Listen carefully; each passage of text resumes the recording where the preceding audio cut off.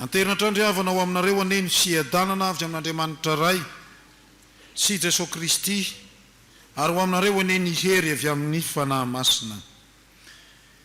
Ny ten'Andriamanitra ry havana ifampahirezantsika amin'izao andro pentecosta izao dia arak'izay hita ao amin'ny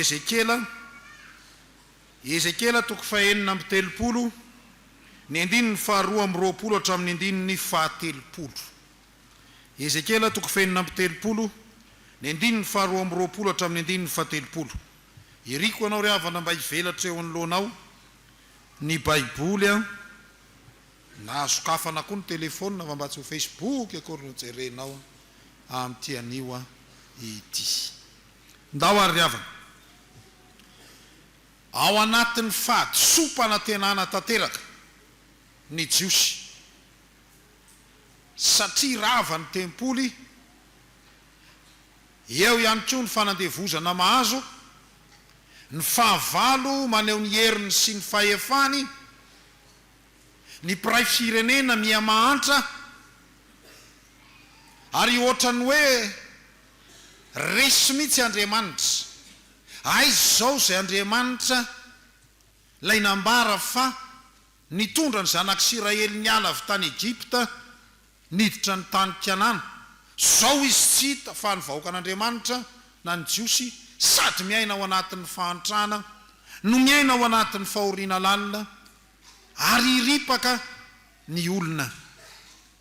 Aizy zao le Andriamanitra nitoetra tao amin'ny tempoly fa ny tempoly ary rava. Aizy zao izay Andriamanitra ohatran'ny Andriamanitry ny Babiloniana ny matanjaka Maridoka ka andao hivavaka ho any amin'ny fanompo-tsampy dia maro tamin'ny jiosy no nirona tany amin'ny fanompo-tsampy satria mieritreritra fa resy ny Andriamaniny. Matetika moa ry havana ny Andriamanitry ny mpitondra eo zany ny Babiloniana ny Irakiana no lasa hivavahany vahoaka manaraka azy dia mazava ho azy ihany koa satria babo reto jiosy reto dia alay mpanahy hivavaka amin'ny Andriamanitra ry Maridoka ny Andriamanitry ny sampy Babiloniana tamin'izany vanim-potoana izany. Rehefa difitry ny fahadisompana tenana ny olona dia misy rangotra amin'ny hery izay heveriny ho mahavonjy. Tsapan'Andriamanitra zany ary zany indrindra nampitondrany teny any Ezekiela. Ezekiela lay milaza ny hevitry ny anarany hoe Andriamanitry ny fahamarinana na ilay marina dia io izy irahan'Andriamanitra mitondra hafatra ho an'ny vahoakany. Ina ry havana no hafatra ho anao amin'ity vanim-potoana io ity pentecost fety ny vokatra. Zareo tsara fa zahatra mifanohitra be zany le olona sahirana, le olona mijaly, le olona maty zany tamin'izany nefa tonga ny andro firavoravona dia inona zany no atao sary amin'izao andro iainantsika izao pentecosta ny andro. Inona no atao ao anatin'ny fahasahiranana iainantsika mbola sain'ny fiangonana manao vokatra indray dia gaga amin'ny fiangonana ane zany. Inona ny dikan'izany ry havana? Inona ny dikany hafatra Andriamanitra omenanao amin'ity anio ity?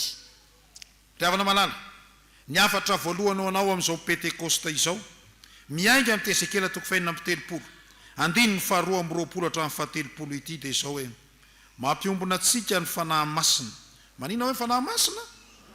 Antonga vakitsika ny andininy faefatra amby roapolo fa alaiko avy any amin'ny jentilisa ianao ary angoniko avy amin'ny tany rehetra ka hoentiko ho any amin'ny taninao taninareo. Zero tsara zany io moa le teneniko foana hoe fanahy masina ry havana tsy hoe hery fotsiny mandehandeha amin'izao fa hery afaka mibatanao manainganao fanahy masina hifindra hikisaka hietsika zany ry havana ny herin'ny fanahy masina zany. Ary zay ry havana ny dikany teny hoe fiangonana eklesia lay olom-boantson'Andriamanitra nangoniny tamin'ny toerana maro samihafa nangoniny fanahy masina dia nampiomboniny amin'ny toerana anankiray. Fa tsy hoe nangonina fotsiny ho ao amin'ny tempoly satria ny tempoly morava fa tena nangonon'Andriamanitra iverina ao amin'ilay tany tondra-dronono sy tantely. Zany ry havana ny teny fampanantenana nomen'Andriamanitra. Ary rehefa angonona ao amin'ny tany tondra-dronono sy tantely dia tena tanteraka tokoa zany, ka niverina avy any amin'ny fahababoana ny jiosy iverina any amin'ny tany izay nampanantenana azy. Ry havana malala ao amin'ny tompo, sary ny fiangonana zany. Fiangonana miaina ny pentecost, aniversera ny fiangonana moa amin'ity anio ity. Natson'Andriamanitra, misy ny avy any Pasapito, misy ny avy any Sabotsy na Mehana, misy ny avy etsy Andranomanala, izy dolo zany rehetrarehetra zany, misy ny avy any Lasora, avy any Tosy, misy ny avy any Tosy. Reny rehetrarehetra reny dia notaria ny fanahy masina, mba tainy fanahy masina mba iombona ao anatin'ny fiangonana. Fa tsy hoe iombona ao amin'ny fiangonana fotsiny, fa ho batainy fanahy masina tonga mba hisitraka ny fiainana mandrakizay izay nomanin'Andriamanitra ho azy. Angonon'Andriamanitra ny olony, averiny amin'ny taniny, ary tsarovy ry havana fa tsy manary ianao mandrakizay Andriamanitra. Jesosy Kristy ane dia niteny izany, raha andeha aho, Jaona 2:12 hatrany 7, dia amboatra fitoerana ho anareo, ary izay toerako no toeranareo koa. Angonon'Andriamanitra sika. Ary io le voalaza ihany koa hoe Jesosy niteny hoe izany mpiandry tsara, manana ondry hafa ivelan'izao valy izao ho angoniko ireny. Ny Andriamanitra ivavahantsika ry havana dia Andriamanitra mpanangona ary mpampivondrona, fa tsy Andriamanitra mpampisaraka. Ry havana malala ao amin'ny tompo, mampiombona atsika ny fanahy masina. Jereo tsara ange rehefa nilatsaka ny fanahy masina amin'ny asan'ny apôstôly 2 nivory tamin'ny toerana anankiray ny olona, ary reo olo reo ny sasany mediana, ny sasany nisy afrikanina ary tao anatin'io nisy afrikanina avy any Libia, raha amin'izao andro hainantsika izao, misy ny avy any Etopia. Reny rehetrarehetra reny niangona tamin'ny toerana anankiray dia samy nandray ny fanahy masina reo olo reo. Dia hitantsika tsara ny toy fa i Petera ny toriteny amin'ny teny hebreo, ny toritenin'ny Petera dia ny aramianina ary raha ny tena maromarina koa hebreo dialekta, zay zany le izy teny paritra raha ty amintsika. Fa ny teny amin'ny teny hebreo Petera rehefa nilatsahan'ny fanahy masina ny toriteny, fa le olona samy nandre amin'ny fiteniny avy. Io zany tsy hoe fiteny tsy fantatra, diso be zany, fa amin'ny fiteniny avy. Raha mba nisy Betsileo zany teo dia nandre amin'ny tarogna Betsileo sy hoasary izy zany. Zay zany le izy. Raha nisy sinoa teo dia ny aino amin'ny teny sinoa tsara, ty hoany, ty tsy hoany, ty hoany, ty tsy hoany. Ien ny tsara fomba fiteniny. Tsy mila mpandika teny, asan'ny fanahy masina mampiombony zany. Ry havana malala, dia tsy gaga sika raha mahita ao amin'ny asan'ny apôstôly 2:12 fa ny ombona ny mpianatry ny tompo tarihan'ny apôstôly ny fananany rehetra. Ny ombona ny fananana rehetra. Io moa ny avian'ny communisme, ny avian'ny communisme, fa zany nahavon'ny communisme lasa tsy ninon'Andriamanitra izy, dia ny ombonombo-pona tangorongorona ohatry ny lalomanga fotsiny ny hafarana. Zay ny aliza. Fa rehefa ampiombony ny fanahy masina tsika ry havana dia ny zava-dehibe iombonana ny zavatra rehetra. Fanahin'ny fiombonana, fanahin'ny fiombonana. Dia ry havana malala, amin'izao pentecost izao, mety naonivon'ny fianakaviana, mety misy ny tsy fiombonana, mety ao anatin'ny fianakavianao misy tsy mifampiteny aminao akory, na misy fatsora li ao, na misy kapotsaka li ao, zay li rehetrarehetra reny. Mety misy manafotoana li koa anatin'ny fianakaviana any, na ao anatin'ny fiangonana misy dia mitovy hevitra aminao anatin'ny fiangonana. Ny andro pentecosta dia mampiombona fa tsy mampisaraka.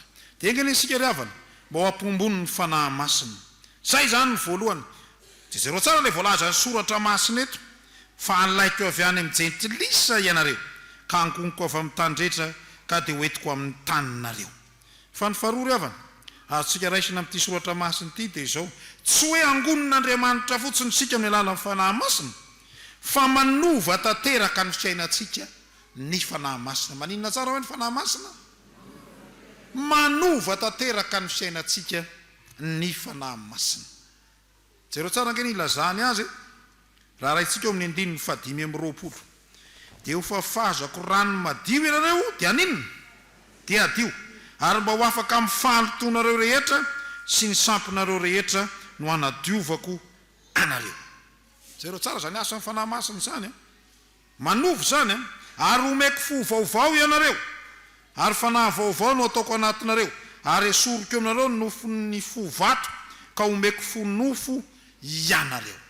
Riavana malalo amin'ny tompo inoko fa isika rehetra zay nandeha aty teneno ara-diso samy sasa dolo tamin'ny maraina sa tsy maro zany resako zany na dia sarotra ary ny rano anahirana ihany hoe tsy sasa ndeha ho any am-piangonana zay nanizy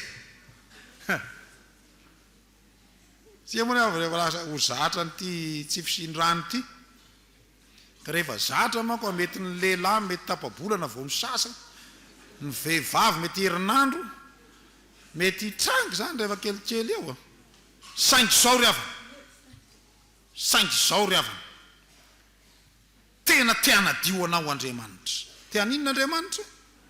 Tianadio anao Andriamanitra.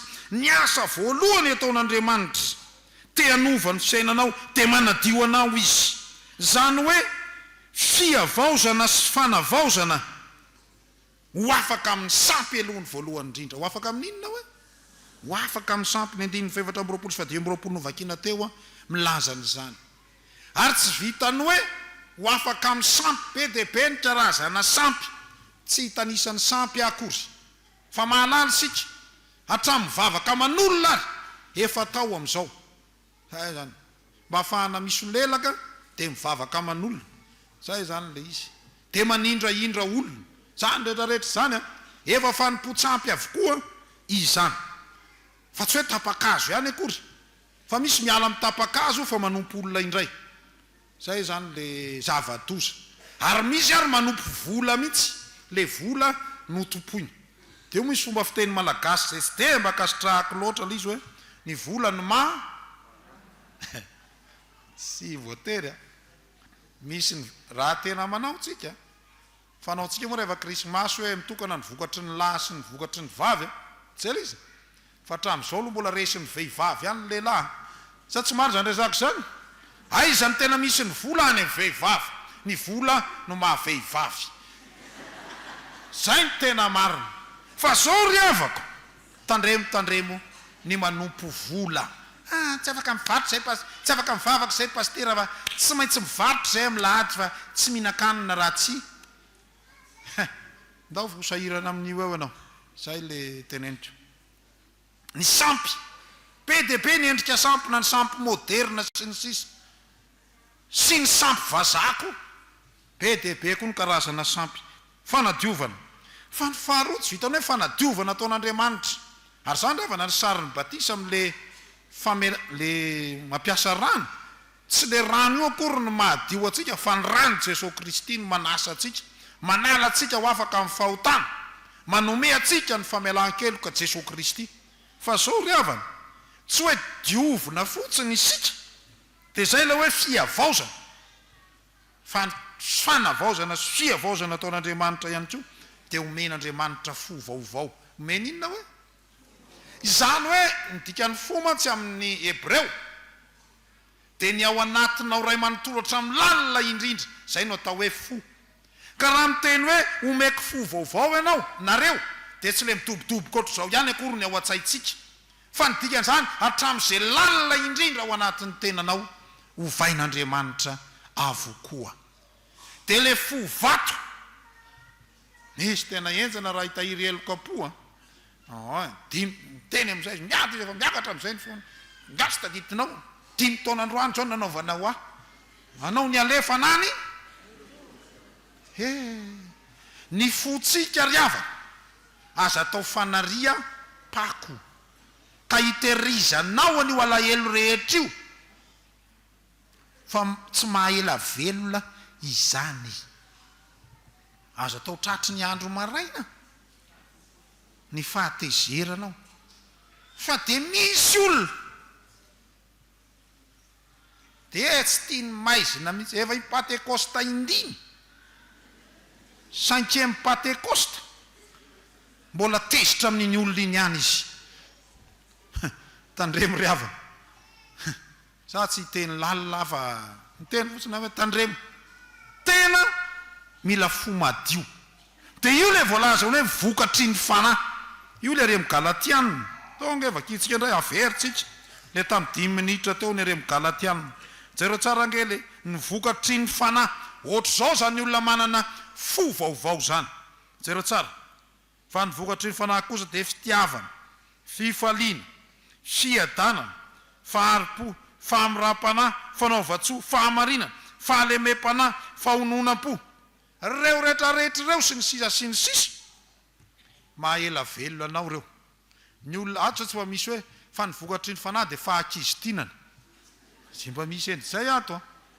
fa ny vokatry ny fanahy dia fialonana zao za dia tena hiteny amintsika ny olombelona rehetra mety tezitra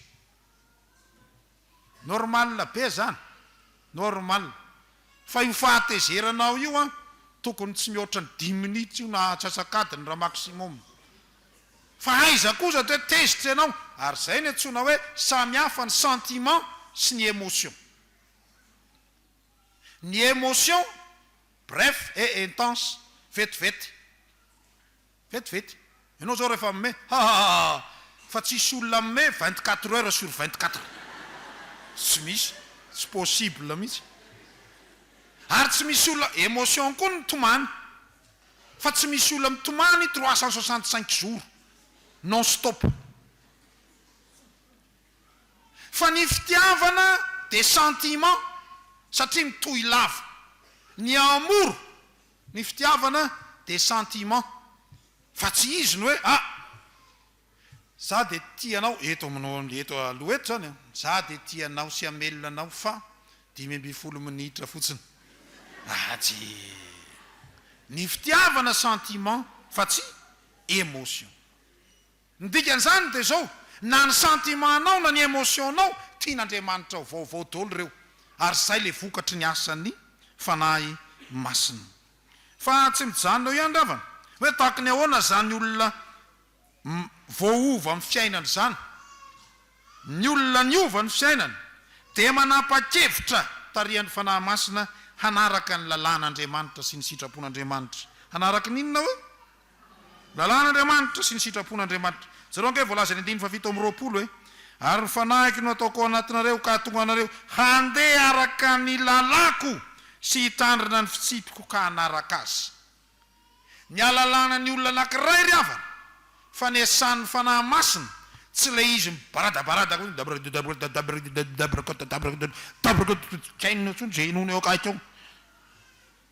tsy zay natao hoe asan'ny fanahy masina fa anankiray amin'ny anehoana ny fiasan'ny fanahy masina dia zao ianao manaraka ny didin'Andriamanitra ianao manaraka ny fitsipik'Andriamanitra ianao manaraka ny sitrapon'Andriamanitra zay ny elizy anjo atsika miteny zao ry avako voiziny eto amin'ny firenena ary tokony ho ataotsika ny fanavaozana n'inona hoe iza ry havana dia hiteny amintsika raha ny herintsika sy ny tanjakitsika no ezahana anao fanavaozana eto sika ny raisina fa angatao ny fanahy masina navao atsika tsirairay avy ka raha isika kristianina no manaraka ny lalàn'Andriamanitra ny didin'Andriamanitra zany hoe miaina ny tenin'Andriamanitra mandroso ty Madagasikara ity fa rehefa isika kristianina hatrany amin'ny tompona andraikitra ambony indrindra ka hatrany amin'ny fokotany hatrany amin'ny fiangonana no tsy manaraka ny tenin'Andriamanitra sy tsy miaina ny tenin'Andriamanitra fiavaozana makany amin'ny faharatsiana ary mety ho tonga amin'le teny any anaty Facebook hoe fahavoazana no ataotsika ry havana malalo amin'ny tompo ny fanahy masina dia mitondra anao amin'ny fiavaozana sy ny fanavaozana ka tsy amin'ny fiainanao mandalo ihany fa tena tian'Andriamanitra iova hiala mahazatra anao ianao ny zone de confort andeha ho any amin'ny tompo ary zay ny ravana ny dikan'ny fitsanganany tena maty le fahalemena taloha le filan'ny nofo teo aloha rehetrarehetra voalaza tao amin'ny galatianina teo arina daholo reny alevony reny ary zany ny dikan'ny batisa fa le vokatry ny fanahy makany amin'ny fitsanganana amin'ny maty sy fiainana mandrakizay no tian'Andriamanitra ho anao. Fahatelo farany diavana. Ny fiasan'ny fanan'Andriamanitra dia mahatonga antsika hisitraka fitahiana, hameno fitahiana ny fiainantsika ny fanahy masina. Manome inona hoe ny fanahy masina? Manome fitahiana ny fiainantsika ny fanahy masina. Andonge vakitsika ny 5:20 hoe manomboka 5:20 ary dia efa mandeha zany. Donge vakitsika aronina any amin'ny tany izay nomeko ny razanareo ianareo. Tsy any Palestina tsony io fa any an-danitra nitoy ka oloko ianareo ary zao Andriamanitra reo. Ary vonjaiko ho afaka amin'ny fahalotonareo rehetra ianareo, ary atsoko sy ataoko vokatra ny vary, ary tsy naterako misary intsony ianareo, ary ataoko vokatra koa ny voankazo sy ny vokatry ny sa, mba tsy ho voalasa ny jentilisa amin'ny misary intsony ianareo. Ry havana malala ao amin'ny Tompo, ny fanomezana ny fanahy masina dia ho fanamafisan'Andriamanitra ny fanaovany fanekena aminao. Zay zava-dehibe zany. Hanome fitahiana anao Andriamanitra, fa melohany hanomezan'Andriamanitra fitahiana aminao dia manao fanekena mamerina indray ny fanekena zay efa nataony tamin'ry Abrahama, nataony tamin'ny zanak'Israely tamin'ny fotoan'andriny, no averiny aminao indray ankehitriny. Izao Andriamanitra reo ianareo ho oloko. Zava-dehibe le sana.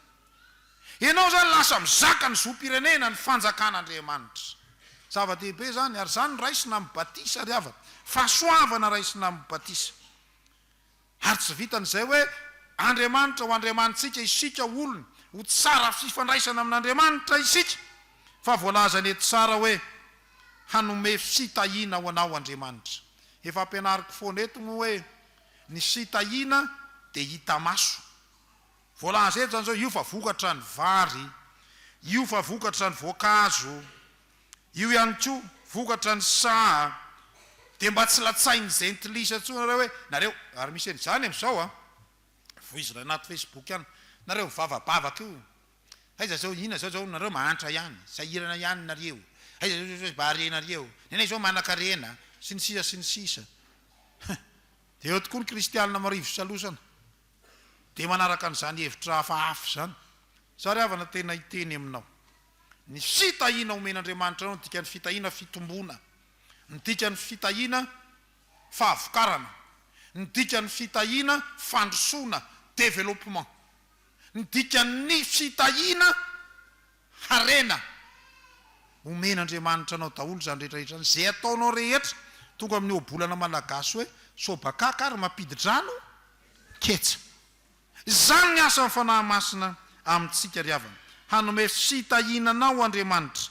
Dia donge jerentsika ny ary amin'ny Deutéronomie ary Deutéronomie 20:20. Ndonge tena ho vakitsika mihitsy reo, manomboka amin'ny 9:9. Ndao ary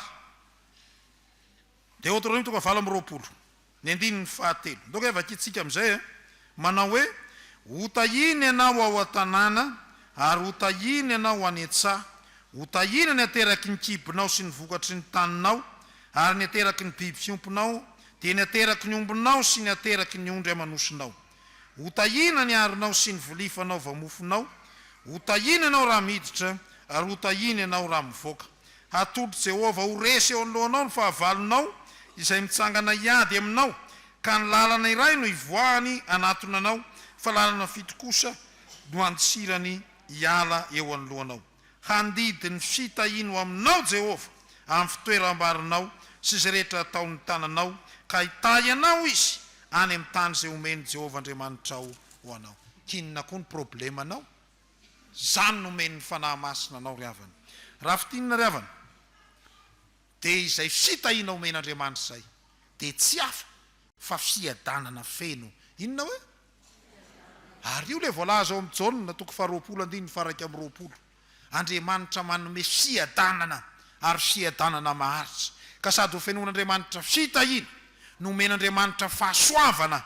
Zay moa no ambaran'ny fanasan'ny Tompo, omen'Andriamanitra fiadanana. Ka ilay Tompo nitsangana tamin'ny maty, ilay Tompo nanomeny fanahy masina no miteny aminao ny fiadanako no omeko anareo. Ry havana malala ao amin'ny Tompo, hevy-dehibe anankitelo no raisitsika tamin'izao pentecost zao. Ny voalohany teny hoe mampiombona atsika ny fanahy masina, ary ny faharoa teny hoe manova tanteraka ny fiainantsika Andriamanitra. Raha mivoaka n'izao tranon'Andriamanitra izao tsika mba tsy ho tahaka ny razorza mamilava araky ny fijerin'ny olona, fa amba tena iova isika ka ny fiarahamonina rehetra manodidina atsika dia ahita fiovana, ary Andriamanitra izay vavahantsika mihitsy no mahita hoe tena niova ianao razorza. Fa ny fahatelo dia tena nome fitahina ho anao Andriamanitra ka nome anao fiadanana. Dia ny fandresen'i Jesosy Kristy ny fahafatesana no ohatra hita maso sy azo tsapahitanana ny fahafenono ny fiadanana sy ny fiainana feno omen'Andriamanitra atsika. Fa Jesosy Kristy no efa niteny hoe zaho avy mba hananana fiainana dia fiainana be dia be. Ho an'Andriamanitra irery ny voninahitra ho amintsika ny fiadanany. Amen.